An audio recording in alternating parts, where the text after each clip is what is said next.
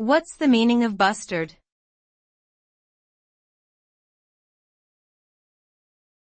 Bustard.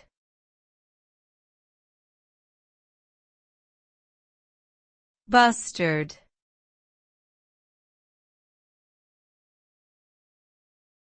Bustard.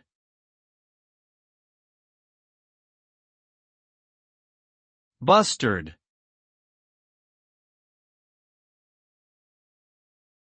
The bustard is a large terrestrial bird that is found in many parts of the world. The word bustard comes from the Latin word avis tarda, meaning slow bird.